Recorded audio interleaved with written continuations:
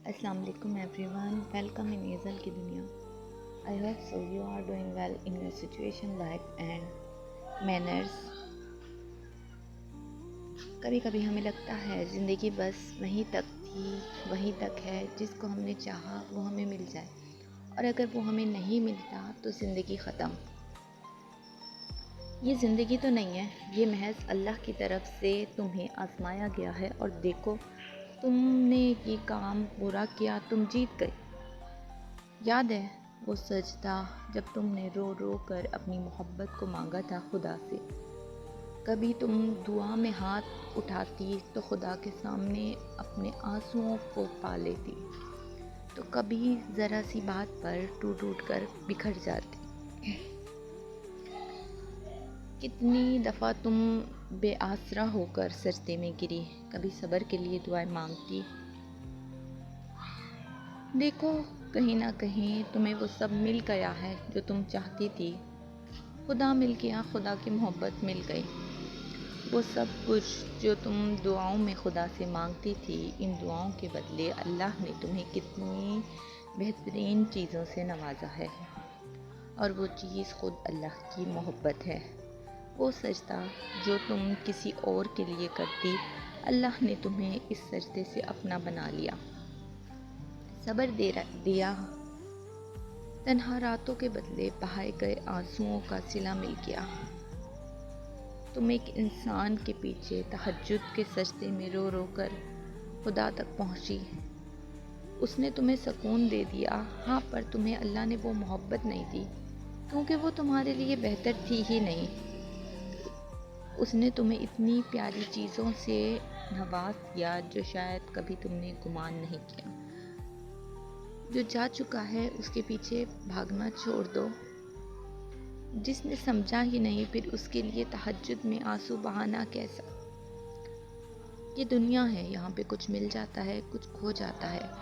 یہ سب تمہارے خود کا گرہ بنایا ہوا یقین ہے. خدا سے زیادہ محبت، خدا سے زیادہ تم نے کسی اور کو دی، پر اس پہ تم خدا کو الزام ٹھہراتی ہو. اس پر خدا کو الزام ٹھہرانا کیسا؟ تمہیں پتہ تھا اس سفر میں پاؤں نہیں، دل تھکتے ہیں، دل ٹوٹ جاتے ہیں. محبت کی راہ میں کیے گئے وعدوں میں اکثر دل بہک جاتے ہیں. تو پھر ان سب انسانی چیزوں کا خدا سے شکوہ کیسا؟ سنبھل جاؤ، ٹھہر جاؤ. آہستہ آہستہ کر کے خدا تمہارے ہر زخم بھر دے گا. وہاں سے راستہ نکالے گا جہاں سے تم نے کبھی سوچا بھی نہ ہوگا. وہ تمہیں ایسے سمیٹے گا جیسے کوئی غم تمہارے قریب نہ آیا ہو. اپنی زندگی کو بالکل بھی ضائع مت کریں، کیونکہ ایک بات ہمیشہ یاد رکھیں، انسان نہیں بولتا، اس کے دن بولتے ہیں. اور جب دن ہی صحیح نہ ہو، انسان لاکھ بولے، کوئی اس کی نہیں سنتا سوائے خدا کے. اگر آپ سے کوئی نیکی نہیں ہوتی تو آپ صرف درگزر کرنا سیکھ لیں اور آگے بڑھ جائیں. جن دعاؤں نے آپ کے لیے بہتریاں لانی ہوتی ہیں نا، ان کی قبولیت کا وقت بھی اتنا ہی طویل ہوتا ہے، اور آپ اسی سے مایوس ہو کر واپس آتے ہیں جسے آپ نے اپنے اوپر ترجیح دی تھی. اگر آپ حساس ہیں اور باتوں کو نظر انداز کرنے والے نہیں ہیں تو آپ تمام بھیڑیوں سے بچ جائیں گے، مگر آپ کا دل آپ کو کھا جائے گا. دیکھیں، شاندار ترین ایونٹ یہی ہے کہ آپ انتقام نہ لیں، بلکہ دعا کریں، دعا کے بعد صبر کریں، اور صبر کے بعد بھی ہر چیز اللہ پر چھوڑ دیں.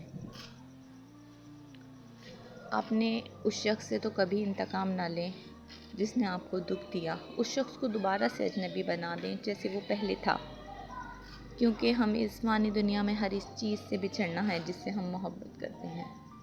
اللہ حافظ، فی امان اللہ. اللہم یسر لی طریقا صالحا، اللہم انی اسألک الجنات، اللہم انی اعوذ بک من فتنۃ النساء. یہ میں یہ دعا لازمی مانگتی ہوں، آپ بھی یہ دعا لازمی مانگا کریں کہ اللہ پاک ہمیں عورتوں کے فتنوں سے محفوظ رکھے.